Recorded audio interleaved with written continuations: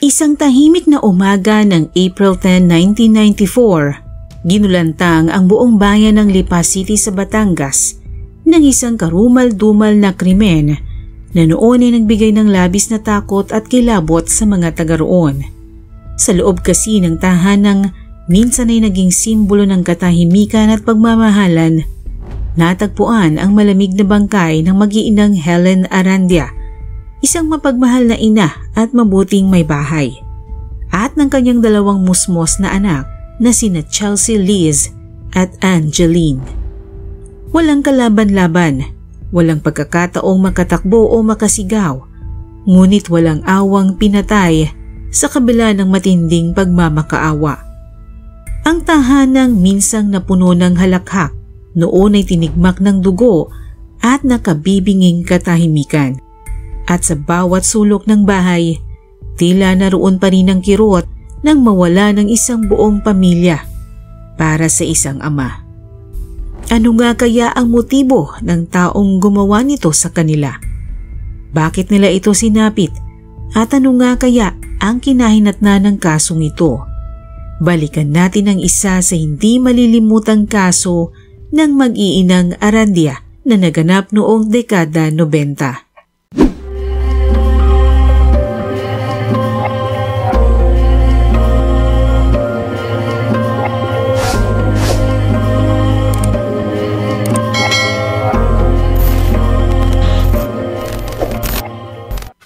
Taong 1994, tahimik na namumuhay ang pamilya Arandia sa Lipa City, Batangas.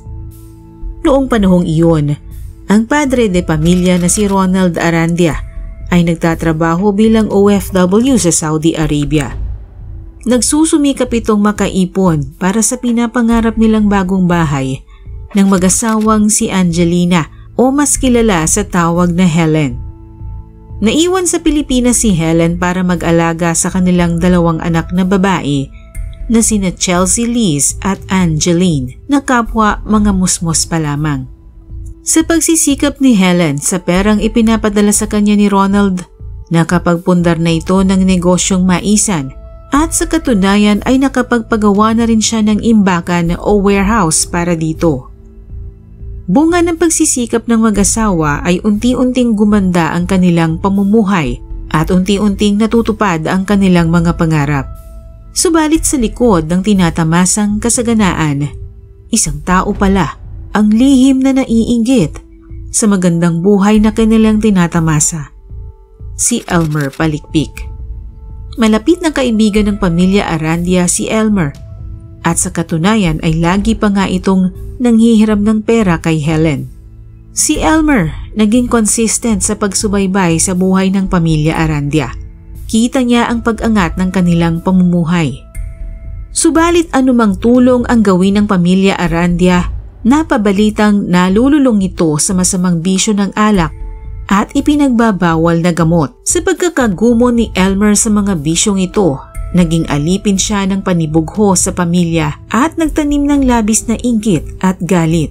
Galit na humantong sa madugong trahedya na walang sino man ang nag-akala na magaganap sa pamilya Arandia.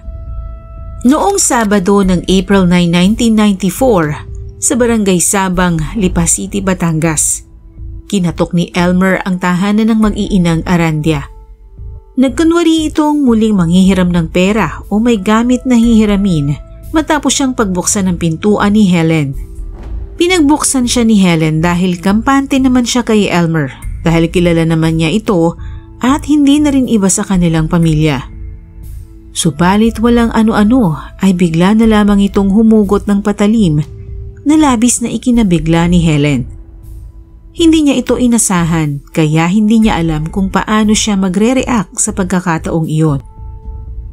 Labis na takot ang kanyang naramdaman, hindi lamang para sa sarili kundi lalo na para sa kanyang mga paslit na anak. Pinakiusapan ito ni Helen na huminahon at kung pera ang kailangan ay bibigyan niya ito, huwag lamang silang saktan. Subalit dala ng labis na kalasingan, tila bingi si Elmer sa pakiusap ni Helen. Agad nitong pinunterya si Helen ang hawak nitong kutsilyo, kaya't nabalot ng malalakas na palahaw ang buong bahay ng pamilya. Si Helen ang sumalo ng pinakamaraming tama ng kutsilyo habang ang kanyang mga musmos na anak ay hindi rin pinaligtas ng salarin. Kahit anong pakiusap ng mga paslit ay hindi pinansin ni Elmer. Umabot sa 77 ang kabuuan ng mga saksak na tinamo ng mag-iina. Patunay ito kung gaano kabalasik ang naipong galit at inggit ni Elmer sa pamilya Arandia. Ang mga biktima ay nakahandusay sa sahig at naliligo sa sarili nilang dugo sa gitna ng sala. Sa labas, may ilang kapitbahay ang nakadinig ng komosyon at ilan sa kanila ang nakakita kay Elmer na lumabas ng bahay ng mag-iina. Tila tuliro at basang-basa ng dugo ang suot nitong damit at may hawak itong patalim. Ayon sa mga nakasaksi, malayo ang tingin ni Elmer.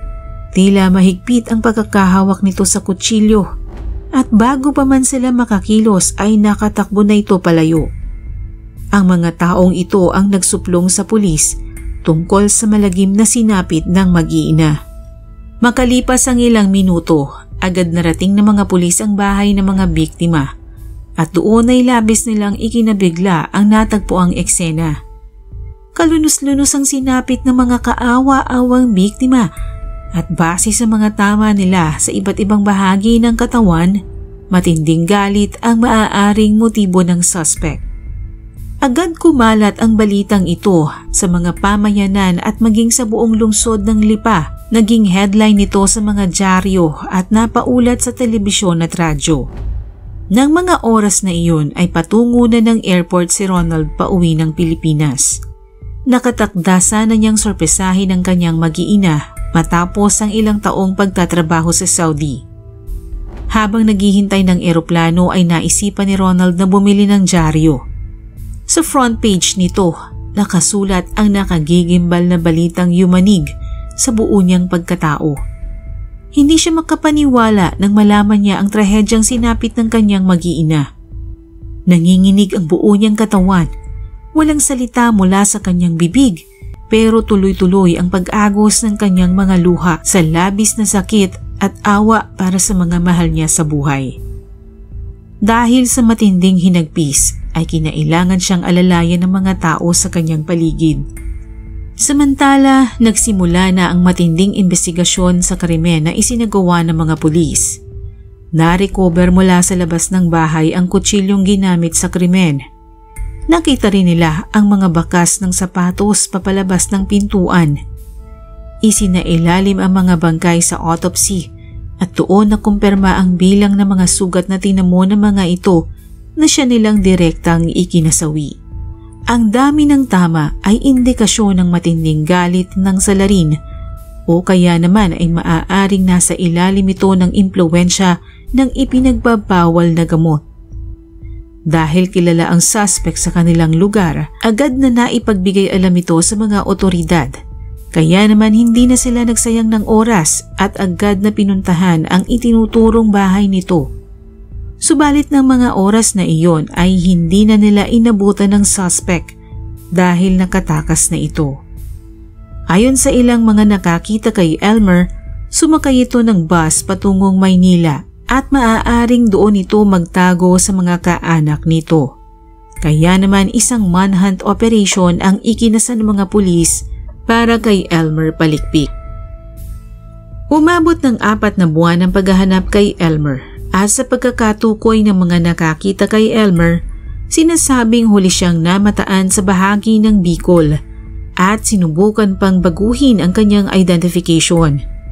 Gumamit siya ng alias Elmer Manlangit, subalit hindi ito umubra sa mga otoridad. At noong August ng parehong taon, sa wakas ay natuntun siya ng mga pulis na nagkakanlong sa bahay ng isang kaibigan sa Camarines Norte. Wala na itong nagawa matapos siyang pusasan ng mga pulis at isakay sa mobile patrol. Nang tanungin siya ng mga pulis tungkol sa krimen, sa sasakyan pa lang ay halos napaamin na ito ng mga pulis nang sabihin niyang nabigla lang po ako. Sa presinto, inamin ni Elmer sa pamamagitan ng extrajudicial confession ang ginawang krimen sa mag-iina. Sa investigasyon sa kanya ng mga pulis, inamin niyang personal na galit ang dahilan kung bakit niya nagawa ang krimen. Nagsimula daw ito nang humiram siya ng pera kay Helen para ipambayad sa kanyang mga utang. Nagmakaawa daw siya kay Helen pero hindi naging malinaw kung pinautang siya ng biktima. Ganun pa man ay aminado rin siyang lasing siya ng mga oras na gawin niya ang karumal-dumal na pagpaslang. Tugma naman ito sa pahayag ng mga testigo nang makita nila si Elmer na tila tulala at wala sa sarili nang lumabas sa bahay ng mga Arandia noong araw na paslangin niya ang mag-iina. Agad naman siyang sinampahan ng 3 counts of murder sa RTC Branch 12 sa Lipa City. Naging mabilis ang pagsasampa ng kaso dahil sa tibay ng mga ebidensya at mga testigong direktang nagtuturo sa kanya bilang suspect sa krimen. Sa pagliliti sa kaso, isinalaysay ng mga testigo ang kanilang nasaksihan ng gabing iyon. Kasabay nito ay ipinakita rin ng prosekusyon ang mga supporting evidence na nagpapatunay na si Elmer Palikpik nga ang salarin. Ipinakita rin sa korte ang mga larawan sa crime scene kung saan ang mga ito ay nagpapakita ng labis na kalupitan na dulot ng matinding galit o inggit ng salarin. Ilan sa mga tumayong testigo ay nagpatunay din ng pagiging marahas ni Elmer sa tuwing ito ay malalasing at nasa impluwensya ng ipinagbabawal na gamot. Dahil dito ay lalo pang nadiin si Elmer na siya ay may kakayahang gumawa ng ganoong klase ng krimen. Subalit nang mabigyan si Elmer ng pagkakataon na ipagtanggol ang kanyang sarili, mariin niyang itinanggi ang krimen at iginiit na siya ay wala sa pinangyarihan ng krimen at nasa ibang bayan. Subalit gaano man itanggi ay iba ang sinasabi ng mga ebidensya. Una ay bakit kailangan niyang magtago ng 4 na buwan at nagpalit pa ng pangalan kung wala talaga siyang kasalanan. Bakit hindi siya lumantad para linisin ang kanyang pangalan? Bakit siya ang itinuturo ng hindi lamang iisang testigo na nakitang lumabas mula sa bahay ng mga biktima, duguan at wala sa kanyang sarili? At ang mas matindi pa ay ang kanyang extrajudicial confession kung saan inamin niyang siya ay nabigla lamang at hindi sinasadyang patayin ang mga biktima. Pagkatapos ng 4 na taon noong 1998, sa wakas ay inilabas na ng korte ang desisyon sa kasong isinampa laban kay Elmer Palikpik. Guilty beyond reasonable doubt at hinatulan ng 3 habang buhay na pagkakakulong, 40 taon sa bawat sentensya o nasa 120 taong pagkakabilanggo. Kasabay nito ay inatasan din si Elmer ng hukuman na magbayad ng 536,000 pesos bilang civil indemnity sa pamilya ng mga biktima bilang danyos. Habang binabasa ang sakdal kay Elmer, tahimik na lumuluha ang mga kaanak ng mga biktima sa loob ng korte. Naroon din si Ronald na hindi matanggap ang naging pasya ng hukuman dahil para sa kanya, kulang ang habang buhay na pagkakakulong kay Elmer. Dahil umiiral pa noon ang death penalty, ay parusang kamatayan sana ang hangad ni Ronald para sa taong umubos sa kanyang pamilya. Subalit kailangan niyang tanggapin ang naging hatol ng hukuman kahit pa ang kapalit nito ay habang buhay na sakit at hindi mauubos na lungkot para sa kanya. Matapos ang sunod-sunod na insidente ng pagpatay noong dekada 90, kabilang na ang pagpaslang sa pamilya Visconde na matagal na pinag-usapan sa Pilipinas. Nagdala ito ng matinding takot sa mga taga-Lipa, lalo pat ang salarin ay hindi iba sa mga biktima. Ito'y nagsilbing aral sa mga residente ng Lipa na huwag basta magtiwala sa kahit na sino kahit pa ito ay kaibigan at matagal nang kakilala. Ang kaso ay matagal na sinubaybayan hindi lamang ng mga taga-Lipa kundi maging ng buong Pilipinas. Naging usapin at debate ang naging hatol sa salarin, bagamat ang iba ay natutuwa naman nang makamta ng pamilya Arandia ang katarungan. Naging usapan din ang pagre-rehabilitate ng mga taong nalululong sa pinagbabawal ng droga upang hindi na ito maging ugat ng mga krimeng gaya nito. Dahil sa maugong na balita tungkol sa kasong ito ay agad itong nakarating sa entertainment industry. Ilang buwan lamang pagkatapos maganap ang krimen, ipinalabas ang pelikulang The Lipa Arandia Massacre na pinagbidahan ni Vilma Santos na gumanap bilang Helen, si Joel Torre bilang Ronald Arandia at John Regala na ginampanan ng katauhan ni Elmer Palikpik. Ipinakita sa pelikula ang matinding pinagdaanan ng mag-iina sa kamay ng salarin at kung ano ang kayang gawin ng isang tao kapag siya'y wala sa katinuan, dala ng ipinagbabawal na bisyo. Dagdag pa ang inipong galit at inggit na naging mitya ng buhay ng mag-iina.